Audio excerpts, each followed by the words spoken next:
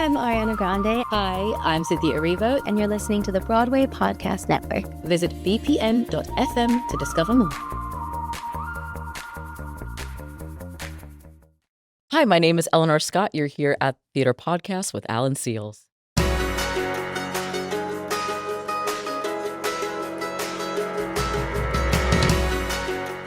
Hello and welcome back to the Theater Podcast with Alan Seals. That is me. I am Alan, and today we're sitting down with another creative who's having a moment that most people only dream of. Ellenore Scott is a choreographer who has currently not one, but multiple shows running in the same season here in New York, including the massive revival of Ragtime and the campy, hilarious hit Titanic. We dig into her incredible journey from being a finalist on season 6 of So You Think You Can Dance to returning a decade later as a choreographer for the show. And the real magic of this conversation, though, is the behind-the-scenes look at her life during this whirlwind year. Ellenore shares the wild story of her son Ford's birth, and she literally attended the opening night of Ragtime at Lincoln Center and then went to the hospital the very next morning for a scheduled C-section. She actually had to negotiate with her doctor to push the date back so she wouldn't miss her own opening night.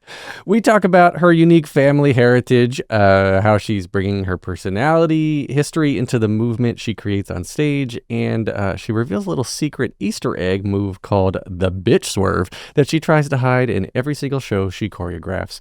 This is a smart and funny and deeply human look at what it's like to balance a massive career with new motherhood and newfound success. Make sure to follow me online on all the socials, leave a rating and a review. You can watch the video version of the episode as always on Spotify or Patreon. And now everybody, please enjoy this episode with Ellenore Scott. Here you go. 1, 2, 3.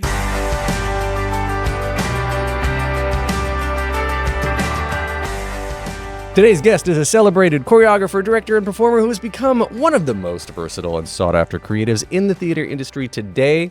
After rising to national fame as a finalist on So You Think You Can Dance, she returned to the program as a choreographer and has since built an incredible body of work on and off Broadway. Her choreographic credits, I think that's the first time I've ever used that word, choreographic credits include the hit revival of Little Shop, Funny Girl, Mr. Saturday Night, and the viral sensation Ratatouille, the TikTok musical. This season alone, she's achieved the rare feat of having multiple productions running simultaneously, including the celebrated Lincoln Center production of Ragtime and the hit musical Titanic. Titanic! Please welcome to the Theater Podcast, Ellenore Scott. Hello. Thank you for having me. That was a really beautiful little bio. I will go in front of you and announce you like royalty. I every time. appreciate that. Every time Thank we you. go. Yes. So, you started, I guess, well, not started, but you got your fame on So You Think You Can Dance, I guess. What season was that? Season 6. I love to say it's the season nobody watched. It was the first and only season during the fall. So usually it's a summer show. You watch it with your family and friends when you're off of school. And they were like, surprise, this season we're going to do it in the fall. And everyone was like, what? So I was on season 6. We filmed basically through the holiday season, and it was great. But yeah, nobody watched it. So it was because the latter half of it's always live, right? Yes. Okay. So we did like a combo platter of it still being live. So I still had like the full experience, but like they were definitely trying to compete with like the World Series, and we had to like take weeks off because of other events happening in the world. So yeah. I guess you said first and only time it was in the fall. In the fall, so I guess they learned from probably a dip in ratings. Yeah. Though there are a beautiful amount of people that still know me from the show or have gone on YouTube to like look up dances I've done. So I'm still able to say that like I had a little bit of the fame that you talk of from the show. Well, it brought you back then as a choreographer. How long did that like come? 10 years. It was a decade later. It was a decade later. I kept being like, please bring me back. I'm choreographing now. I would love to do that. And they were like, yeah, okay. But 10 years later, they brought me back for season 17. Right. How many seasons have there been now? Do you know? I think They're on like 19,000. Yeah. It's Yeah. like now that's what I call, so you think you dance 202. You know what I mean? Yeah. But they're all geriatric, so I think I wear pants. That's right. That's I tap dance So you sometimes. think you wear pants? We don't know. That's my old accent. That's it. But then rewinding, then when did you first start dancing as a little lady? As a little lady, well, I feel silly, but both of my parents danced, so I think it was kind of just in the gene pool. My mother was like absolutely the like ballerina, classically trained, jazz and modern, and then my dad was like a hip hop dancer. Him and his brother were a duo called the Scott Brothers. They had been performing together since they were 13 and 15, and they traveled the world with their dad. That's what the Property Brothers did prior, right? Listen, Right? correct. They were dancers first. Yes. Okay. No, it's so funny. Anytime I try to like show people my dad, I also like YouTube. I'm like the Scott Brothers, and I have to put popping or like the Scott Brothers dancing because it's just literally the Property Brothers. The Property Brothers, yeah. So they met performing together at SeaWorld. SeaWorld used to have like a performing called City Streets, and so they met doing that. I remember that. Yeah. They got married, had me, and my favorite thing to say is that they were like, okay, we'll put you into like baby ballet. And I went on and they were like, oh no, she can't do anything. She's awful, actually. I had no rhythm. I like couldn't pay attention. I was like picking my wedgie on stage. It was heinous, horrible. And I like to say that I think my mom knew secretly what she was doing because she put me in taekwondo and karate. And then also I learned how to play the saxophone. Okay. So I think like the musicality of learning the saxophone and the coordination of karate and taekwondo led me to have some type of body coordination. And so then I started dancing again when I was like 10 or 11, and I actually could do it this time. I was actually able to keep the beat.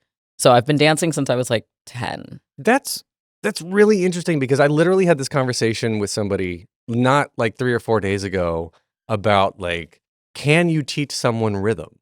I think I'm going to say yes because I truly was a hot mess. And again, I was 2 or 3. Right. So like what, but there are prodigies out there that can, drum Justin Bieber style from when they're like 4.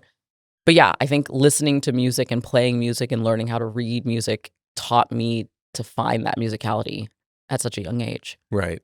I get that. Okay, so then you were doing the saxophone, and then taekwondo probably like just control of your body, Totally. and muscle isolation, 100%. and all the things. Yeah, And like discipline and like being in a class and really, paying attention and learning, to listen and learn.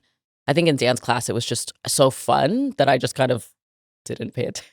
Just like, let's play with scarves. Yeah, so I think I learned a little bit more discipline in that kind of martial arts form.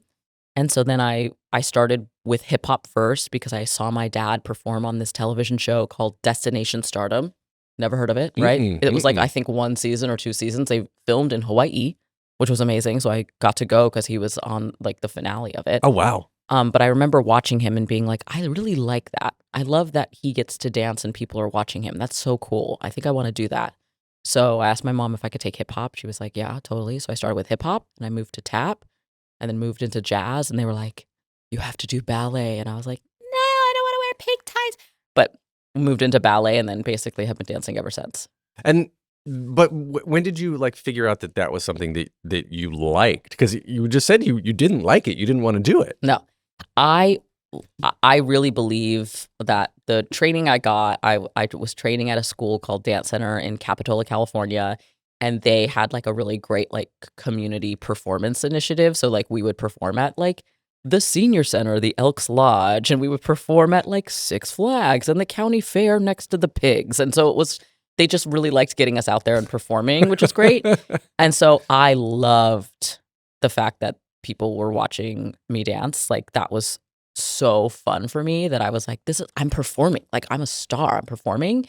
And then I also loved choreographing. And I didn't really put that together until way later in life. But I remember being 13 and choreographing my own solos because like long story short, someone would have to like change their costume. Yeah. And so they needed like an extra 2 minutes. And I was like, I'll choreograph a little solo. And I would choreograph these hip hop jazz solos that had comedy in them. Like I would like try to make the audience laugh because that's what my dad did with his brother. And I was like, oh, I love this. I love making people laugh. I love making people clap and smile. And yeah, so that's kind of, I think, where the connection of, oh, this is something that brings me joy. And then now I can see other people are experiencing that joy as well. That's where it got. Like even in a young age, you were feeling that? Yes. That's crazy cool. At the county fair. I remember know? I did a boys choir or something. It Mm. was probably second, third, maybe fourth grade. I don't even remember, but it was at one of those things where the stage was a trailer for hay bales. Okay. Oh, Like, I was out on the farm. yes. And it was one of those things where it was like, all right, so we're going to wheel in it. Someone's going to tow in the stage, Boom. put the kids up there with a microphone, and we sang Baby It's Cold Outside. And I had a solo. That was my first solo. And I don't remember what it was. It was probably one of the uber creepy lines, looking back on it. Yeah. But I can relate to that moment of just like, whoa, they're all Listening. listening. And I'm giving them joy and making That's them right. smile. That's right. It's a good feeling. It's magic. Yeah. And your background, your family background is very diverse. Like I was reading, you've got like African American, Indigenous, Filipino, Mexican, Hawaiian, and Irish. That's correct. Tell me Yes. more. I am mixed from a mix of a mix, if that makes any sense. Absolutely. So Yeah. on my mom's side, her grandfather is African American, and then her mom was like from Mexico, Mexican, and Indigenous. They met, fell in love, had my mom, and then on my dad's side, my grandmother is Hawaiian and Filipino, and then she married an Irish man, and so my dad is also mixed. And so when they met and had me, it was like literally, I remember my mom being like, it's a small world after all, from from Disney parks. Like, you are all of them. Like, when you go through it, you'll just be like, that's me, that's me, that's me. Yep. And so I've kind of always had this like identity, not crisis, but like I am so connected to so many different cultures. And also because I have so many, I'm also like, who the heck am I? But I've felt very lucky that both of my mom's side and my dad's side have like started to slowly like introduce me to more family and our kind of family background and our like family tree, so that I can start saying like, oh, okay, this is when my like grandfather came from Mexico, and this is where, the African slave ships, not to get dark, but like came to America, and like we can now trace that through the like Smithsonian, they have like a program that allows you to like look back that far with family names. And like my grandmother now has like a full document that she's like passing down to me to like remember who my grandfather and grandparents were. So it's wild that I am just the world a little bit. I think that's cool though. And I forget what the statistic is, but people are saying all the time that like in a couple generations, I forget how many it is, but like we're all going to be so intertwined. Totally. And there is going to be very little of what I hate to use the word pure. That's right. But like homogeny of it. Yeah. Yes. But like my wife is Asian, and I'm of course Caucasian, and so like when we've talked about like to our kids now who are in 4th and 5th grade, we're like, you can check whatever box you want on the what race are you form. You pick. Yeah. And they've just always kind of grown up with that logic, and they've been like, oh, okay, like we do Asian stuff, like celebrate Chinese New Year, and we hang out and with that side of the family, and then we do traditional American holidays that are whatever, and so they just grow up with that mix. But then you were saying you have so much of all of this intertwined, and you, what did you use? Did you use the word crisis? Identity crisis? Yeah. Correct. So something like that. I mean, like, do you remember as a kid trying to figure out what box to check? Totally. I mean, I've always checked other because typically when I was growing up, it was like pick one, check one. And I was like, well, I want to check multiple. So I would always just check other and write in mixed.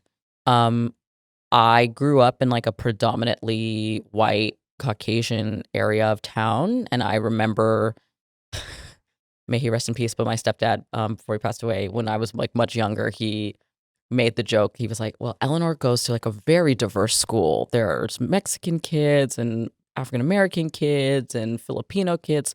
They're all my daughter. But and so like I truly grew up kind of not really finding connection with that community where I was growing up. And then it only really kind of, I felt that connection even stronger once I moved to New York. So I moved to New York when I was 14 to go to LaGuardia High School and to train at Alvin Ailey. And it was like when I moved to New York that I was like, oh my God, there are so many beautiful people here and I can connect to so many different folks. So yeah, I think especially now, I also have a 5-month-old and he is like also more mixed. My husband is white. But it's so interesting to like see him and like know that we're gonna have to have a lot of different conversations about who he is and be now growing up in New York. I'm so excited that he'll be able to grow up with so many different types of kids. But yeah, I always check other. But now I think you can check multiple boxes. Yeah, which is great. Yeah, they have they have also added the I prefer not to say. I prefer not to say. Yeah. Yeah, which actually I think is great. I don't understand ultimately why it matters, like for jobs things. I mean, I guess it's being on a little bit of the HR side in the past. I get that you want to collect the demographic, the statistics, so you can make sure that you are collecting from from people of many, many diverse backgrounds. So I get a little bit of that, but it should never. By the way, it is illegal to discriminate. Correct. By that when you're doing a job, you can't even ask it. When you transitioned from the behind or from on camera to the behind the scenes though, was you saying you're always choreographing, some would say. Most should say. When you did the transition, was that a natural transition, or was it kind of hard for you to like sort of leave behind the on camera work at all? I don't want to say it was hard to leave behind. Actually, I think it was the difficulty was once I was like a performer. So like after So You Think, I went on and I was dancing on television and award shows. I dabbled in background dancing. Wasn't for me, but that's okay. And then I just kind of ended up continuing to perform, and I do love performing. But I had the opportunity to do pre-production for the Smash television series, which for folks that don't know, pre-production is basically like you go in with the choreographer or the director and you start kind of like developing movement or figuring out what steps you want to do for the show and like plotting out camera moves, whatever. And I remember having the thought, I'm having way more fun doing this than the fact that I'm about to be in front of the camera for the show. And that was the moment that kind of like the light bulb clicked for me that, wait a minute, maybe I want to choreograph and not just perform. I think the most difficult part was that people were like, well, you're young, you're 22, like just keep performing. You can't perform forever, right? Quote unquote, you can't do that forever. So do it while you're young, especially as a dancer. And then you can make that transition as a choreographer when you're 30, right? When you're 35. When you're so old, when you're so 35. Old. Yeah, when your knees are giving out. And I was like, well, I don't know. I really like the creative element. I have that kind of brain where I can like map where everybody is on stage at the same time and what they need to do. And so I slowly started trying to like talk to people about, let me choreograph. And everyone said no. And so I started my own dance company in 2012 because I was like, I need to practice this, I think. I probably should practice. So I started choreographing with these dancers and we were performing like in the tri-state area. And I started inviting like even my dance agent at the time because I was like, girl, I would love to choreograph. Can you please watch the fact that I can? And it was that after that moment that she said, okay, let's start, broadening out who we're sending you out for, not just as a performer, but as a choreographer. And my big break really was being the assistant choreographer for Andy Blankenbuehler for the Cats revival. Not the Juggle Ball, the Cats revival in 2016. That's, wow. Good work. Yeah. Very good work. Yeah. Yeah. So was that your official first Broadway credit? That was my first musical theater credit. What? Yeah. That was my first like musical theater credit / Broadway credit. It was my first job. What? Correct. Yes. I'm just as flabbergasted as you. What was that like then? Because, I mean, that's like going from 0 to 100. Correct. Because usually, especially for dancers, the like pathway is you perform on Broadway. Maybe you're a swing or a dance captain, and then you move to assistant choreographer. So, you know what I mean? Like that's typically the way you move. I don't know how I went through this back alleyway, but I had been doing pre-production with Andy back in the day for a little unknown show, Hamilton. Never heard of it. Never heard of it. What? Hello? Am I okay? It's like Zootopia too. Correct. So I had been doing pre-pro for him for Hamilton and Bring It On because I was dating a musical theater guy at the time. And so he was like, oh, Trash. I have a Trash, all of them. all of them. All of Trash, them. throw them out. But he was like, I have a dancer girlfriend. She can come and like do pre-production. And like after that, I just kept working with Andy. We got a great rapport.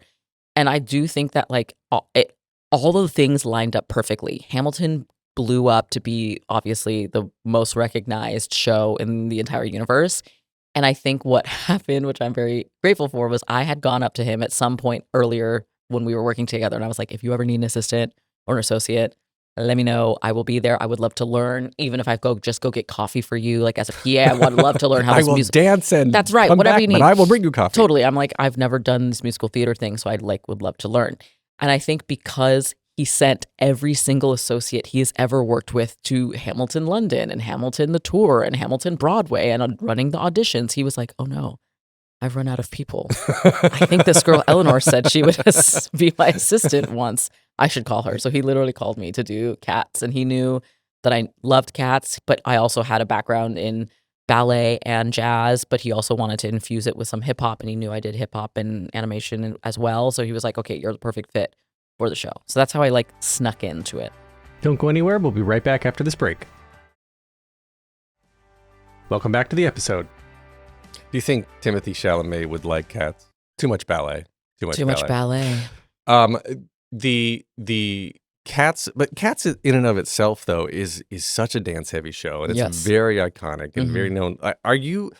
How do you pull in the? I guess. Well, how do you adapt what was put out before when you're reviving a show like that? And like when you revive something, you want it to be. I think you need to step it up every That's time right. you revive something. So, like, how did the two of you approach bringing this back and adding new life into it? Because it is such an iconic Yes. show that everybody knows. Everyone knows, and there's like very iconic moves in the show, Of right? course. So I grew up with the VHS of Cats, which I would watch every day after school, middle school, send help, right? And so I felt very full circle that I was able to be doing this production. And so Andy really kind of discussed like, okay, there's iconic moments, and in the show, the Cats are like coming for this Jellicle ball, and it's like the moon is shining on them. And he said, well, what if those moments in the show that are the most iconic, everyone can do like the da-da-da-da-da, like all those moments, what if we kept the original choreography for that? As if it was a traditional dance, like as if it were the thing that the Cats all knew. And that for the breakout songs, that's where we'll bring in the new choreography. That's where we'll make some things feel a little bit more contemporary or feel a little bit more fresh. So like Mistopheles kind of had like a different breakdown of his dance section for his solo versus what is originally done with the Gillian Lynn choreography. But like all of the big kind of moments of full company movement, we kept a lot of the original choreography for that. But there's no, like when you're saying, all right, Mr. Weber, I'm going to license your show. Do they send you a tape of here's all the moves? They do not. We actually had the associate choreographer. So I was the assistant choreographer, and the associate choreographer, Chrissy, who had been basically restaging Gillian Lynn's choreography everywhere. She came and she basically was the like Gillian Lynn Bible. She was like, so this is what we did originally in this section of the show.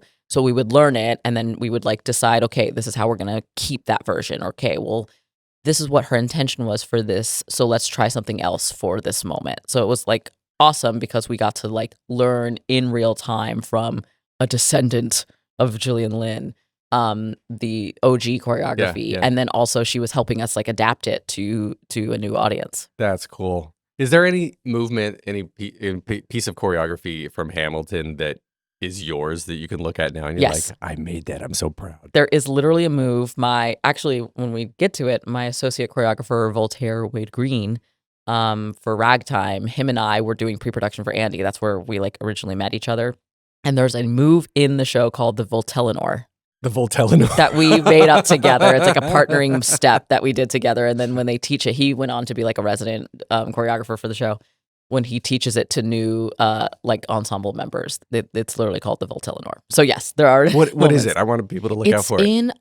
It's in the like satisfied helpless moment. It's like the gentleman and the ladies are like front to back, and it's this like arm like isolated arm gesture. It's a little hard to do as like a solo, but if you look at the partnering in that, it's there. I'm gonna go watch it on Disney Plus. You now. watch it on Disney Plus. I'm gonna find it.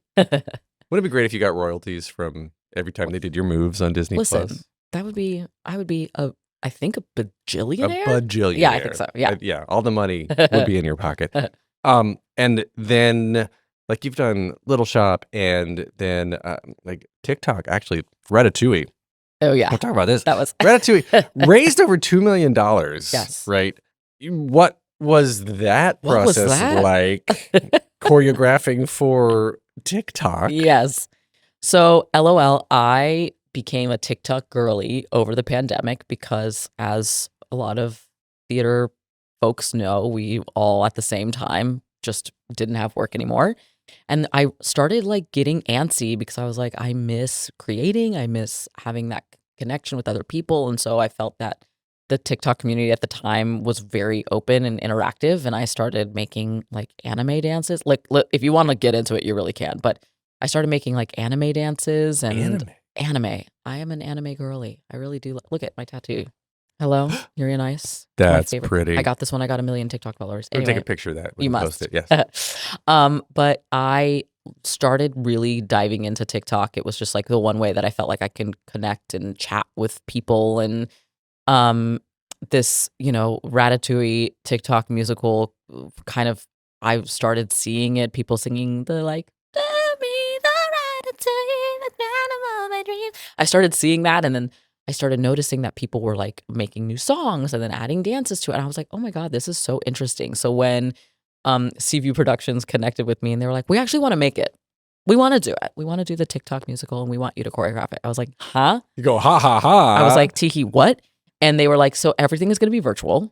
Literally everything. All the actors are going to film themselves. Like we'll have some studios where we can like social distance. Like we were in like the thick of social distancing. I remember. Yeah, this was like summer 2020, right? Yes, correct. Yeah. And so I was choreographing, I was videotaping myself choreographing things to send to like Andrew Barth Feldman, who was playing Linguini, for him to film at home himself. And like it was, I remember the like craziest moment was we did a Zoom session with Andre de Shields, Lucy Moss and I, who was directing the show. And I remember he was in this like gorgeous sequin blazer. And her and I on Zoom, like we're like privately chatting each other, going, "What is our lives? What are we doing? This is crazy." And they aired it on January 1st, 2021. You could watch it live, and it was so wild that they like were able to edit all of these vertical videos together to make a show. That is crazy cool. Yes, like it was crowdfunding musical theater. I think like folks were like, that'll never work. And somehow it totally worked. Well, okay. So to go down a tangent for a second, that speaks, in my opinion, to the lack of accessibility that this industry keeps in place. The walls that are put up, because I think a lot of people are afraid, like, if we give them too much, they won't buy tickets and they won't come in and everything's going to fail. And I think that it's the exact opposite of what we should be doing. I want to film and I want to put it out there. And the Disney Plus Hamilton didn't hurt ticket sales. It helped it. I talk about this all the time. I call it the Taylor Swift effect, in that she is brilliant she films everything, gives everybody access in a theater to go see her concerts, and people still want tickets and spend so much money to travel to another country to go see her and see these things, because she shows you what it is and what you're missing and how great it is. That's right.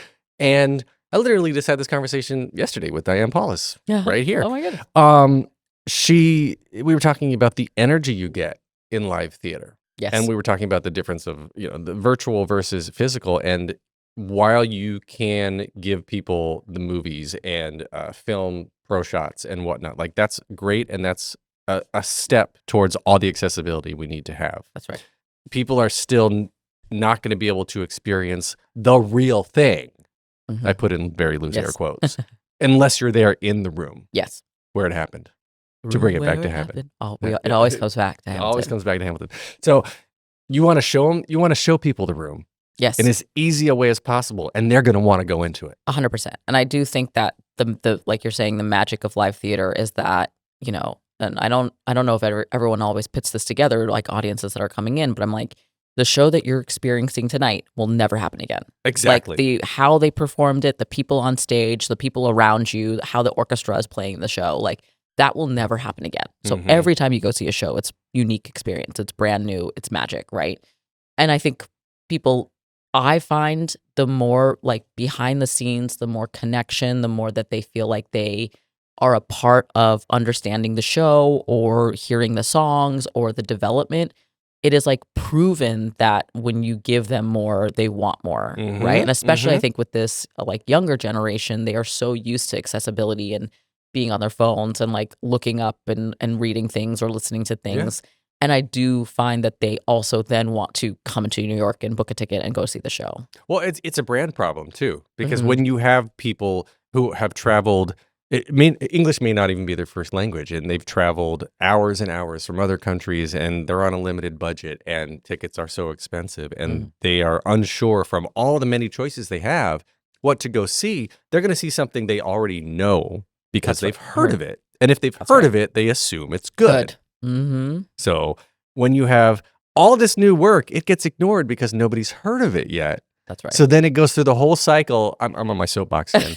It goes through the whole cycle of, we hope we can get to opening. We hope we have enough money to make it to the Tonys. We hope we get nominated. We hope we can win something. And then we hope we can get more money out of that to market some more. And to tour, to do whatever, yes. Right. And if we would market before all of that, then people would come and already know about it, and then they would give it a chance. They would be, more open to spending a lot more money than they should be. That's right. On a show that is, we'll put, unproven. I feel like when we were doing Ragtime, we were learning about like the idea of,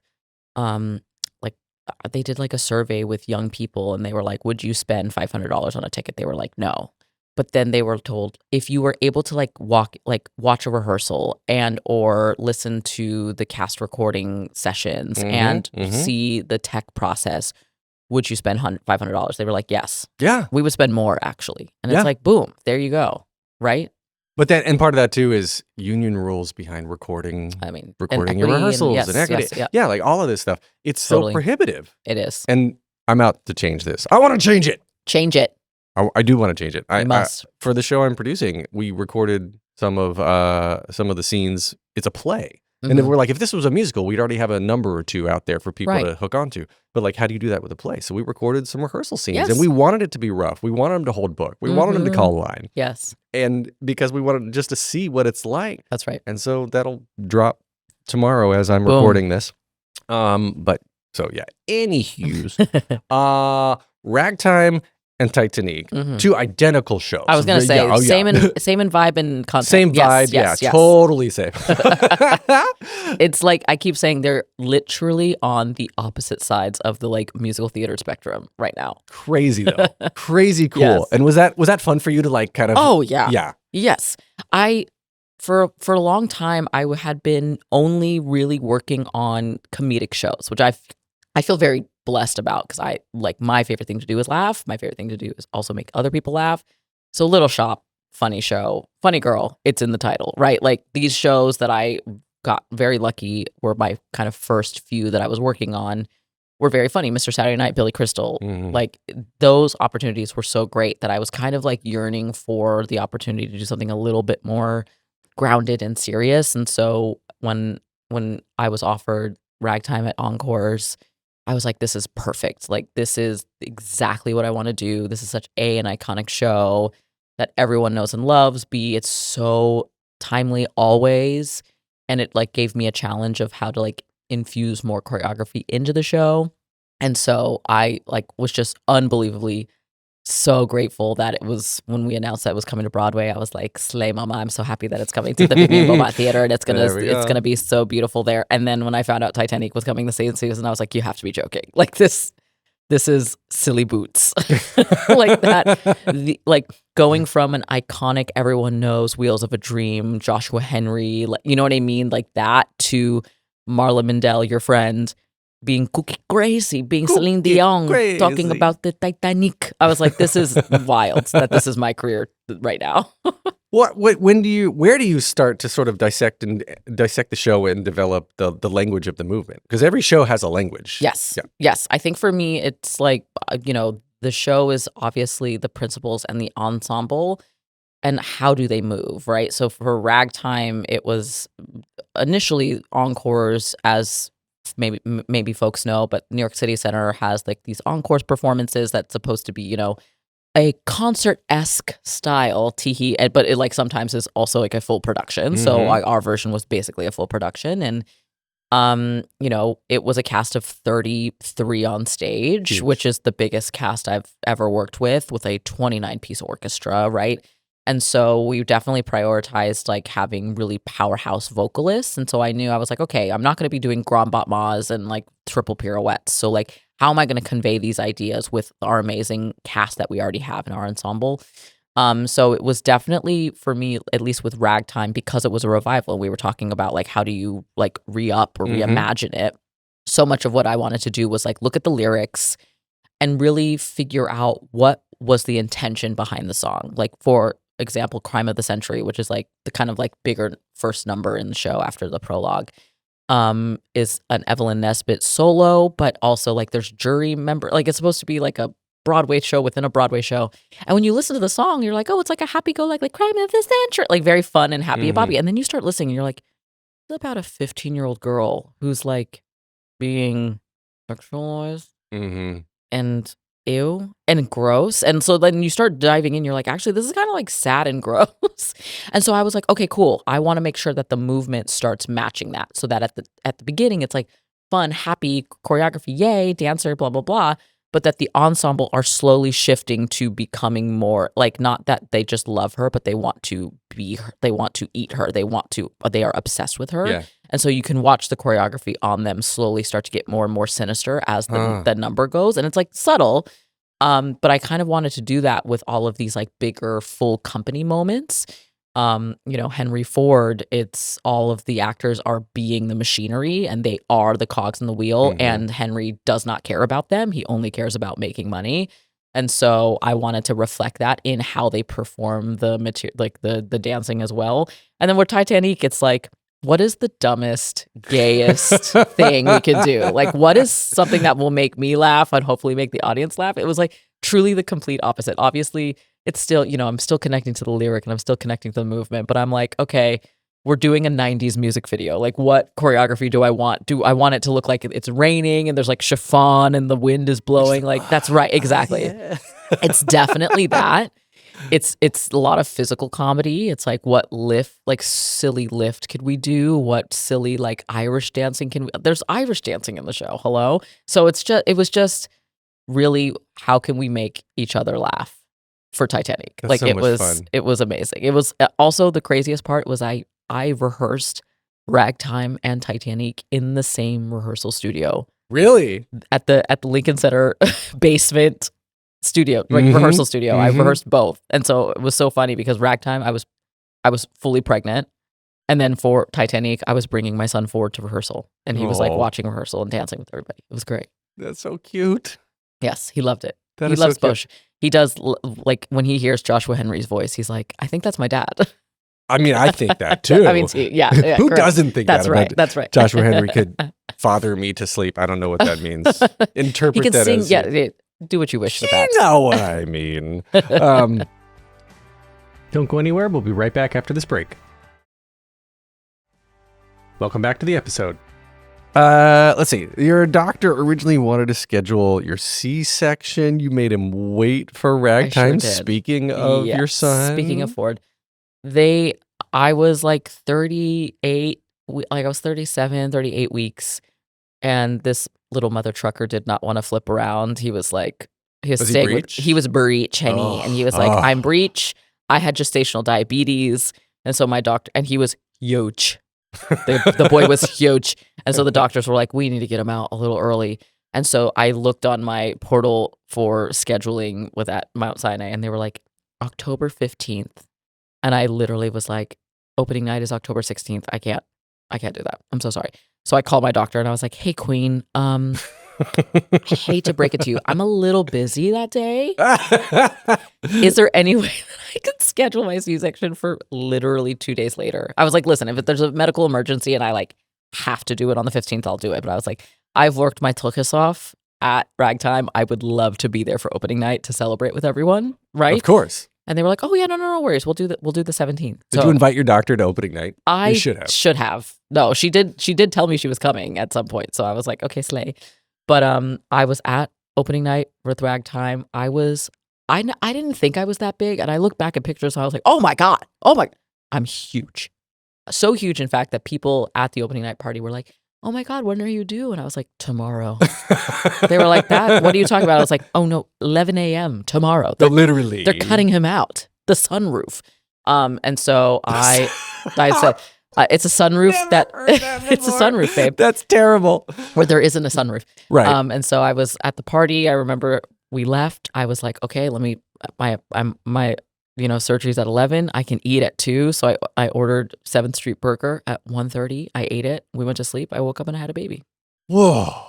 And your son's birthday is 2 days before mine. It is? Yeah, on Wait. October 18th. Oh my goodness. Yeah. October. Libras. Libras. We balance it out. We balance it out. Lovers. Well, Ford. I love that name, actually. Ford. So he is Richard Lee Everett the Fourth. Richard Lee Everett the Fourth. When I found, my husband's name is Trey. Right. When we first started dating, I was like, Trey. And he was like, "I have to tell you something." And I was like, "What?" And he said, "I'm Richard Lee Everett the Third." I was like, "Oh, so you're a liar." So you've been Where lying. did Trey come from? So you're a liar. Apparently, Trey and Trip are names for thirds. Like Trip, it's like, I get. but Trey is Trey.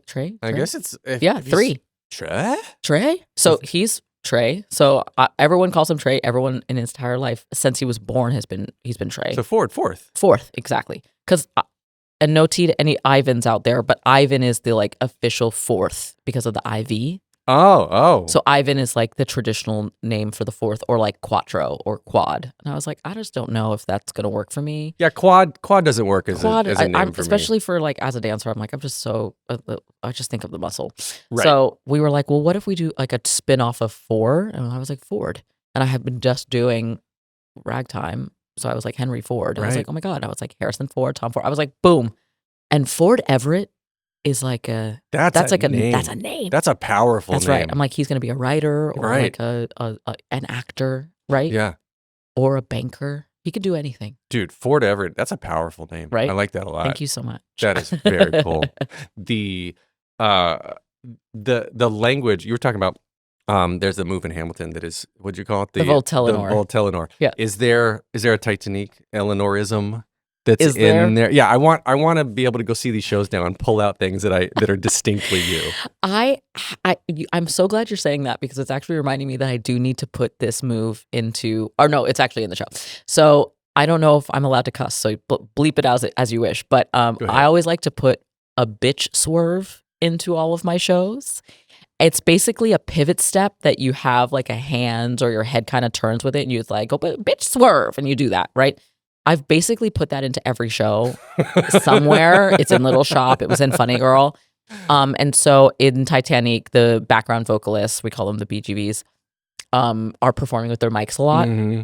And in one section of the show, they sing this like big note, and then they bitch swerve, boom, and that's me. That's all me. All right, I got to look for this in everything you touch. Thank you so much. Now I got to go back and watch like an archival of 2016 Cats. To see if it's a bitch swerve. Mustopheles bitch swerve. Mustopheles, McCavity just bitch Oh, but swerve. McCavity definitely. I looked for him, but he wasn't there. Okay, so as we start to wind down, let's play plot in 60 seconds. Oh. This is a little game. Uh-oh. I got 17 musicals in front of me. Oh, no. You're going to pick from that list by giving me a number, 1 through no. 17, and then you tell me the plot to what you picked. T-E. In 60 seconds Okay. or less. Oh, my goodness. All right. 5. 5 is Mary Poppins. Go. 60 seconds Mary remaining. Poppins is a musical about Mary Poppins. She is a nanny, but she's also magical. She has a really big bag and she can pull a lot of things out of that bag. And she likes to nanny these children. And these children are like, hey, queen, what are you doing? And she's like, look at my bag. I can pull an umbrella out of it and I can do this. And there's a chimney sweep guy and he comes 45 around and they're like seconds maybe in love, remaining. but they're also just friends. And then there's like a woman that feeds pigeons and she's there as well. But then they sing about supercalifragilisticexpialidocious, which is like a really long number, really long song. SUP, I don't actually know how to spell it. Anyway, they do that for a while. And then there's a spoonful of sugar and they do that too. And 30 seconds and remaining. that's the musical Mary Poppins. That's it. Spoonful of sugar. The end. All right. 3 standard closing questions. That was good. 3 standard closing questions. The first one simply is, what motivates you? What motivates me is that you YOLO. YOLO. YOLO. You only live once, unless you believe you come back. And if you do, right now you're only living once. So for me, it's like, truly, how can I make this day the best? How can I truly find what makes me happy, what makes my family happy, what makes the people I'm working around happy, and how can I make their lives better and my life better? So that really is a driving motivation in that I love to take care of others, and I'm also learning to take care of myself. So that is YOLO.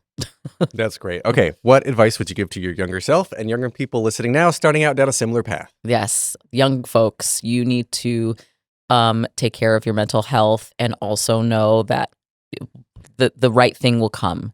And you might hear a lot of no's, and that no will lead to a yes. And sometimes a yes needs to come from within you. And so for me, like when I kept saying, I want to be a choreographer and no one believed me, I had to believe myself first, which is why I started my own dance company and started a community of people that were like-minded who wanted to do and perform with me with my voice. And so I think making sure that, yes, listen to your mentors and continue to train, but also no's will lead to a yes.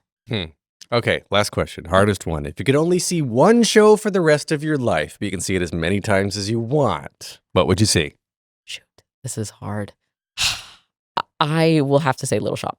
Little Shop of Horrors. And I don't know if I'm allowed to say it because it's my own version of the show, but it was my first show Off-Broadway that I got to do with Michael Mayer, and it is like a perfect show. It is so funny. It's short. It's quick. The puppeteering is great. The songs are iconic that you want to sing with them. I would say Little Shop of Horrors. I enjoy the urchins. The urchins are great girls. Yes, they Urchins are. great. All right. Where can we find you online? Connect with you on social media. God. Find me online at Hello Ellenore. HELLOELLENORE. That's where you can find me. Very, very choreographer of you Yes. to rhythm out your own why wouldn't username. I? That's right. You can get me on. That's a good You run could up. be on. You can get me on TikTok, Threads, Facebook. I don't know. I do this all the time. After how many episodes, you know where to find me. Leave a rating, leave a review. Thanks to welcometotimesquare.com for the use of the studio. And Ellenore, thank you so much. This has been a lot of fun. Thank you so much for having me, and it's truly been amazing drinking our sparkly drinks together. That's right. San Pellegrino, you want to sponsor me? You know where to find Get me. into it. This blood orange is the bomb. It's actually quite good. This is quite good. And this is... They should sponsor you. They should sponsor me. You hear that? All right. Delicious. Take a deep breath, make the world a little colorful.